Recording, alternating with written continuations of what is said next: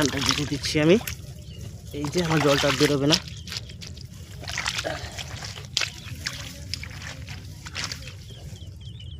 বুঝলে বন্ধু, কাজে কোনো লজ্জা নেই, কাজ সবই কাজ।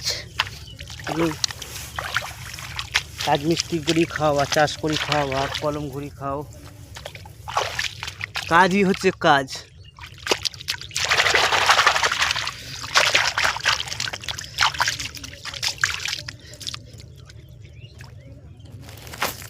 তো কাটানটা বেঁধে দেওয়ার পর কাটানটা বেঁধে দিলাম, জলটা যাবে না, প্রচুর রোদ্দুর, তাই ক্যামেরাটা একটু হয়তো খারাপ আসছে।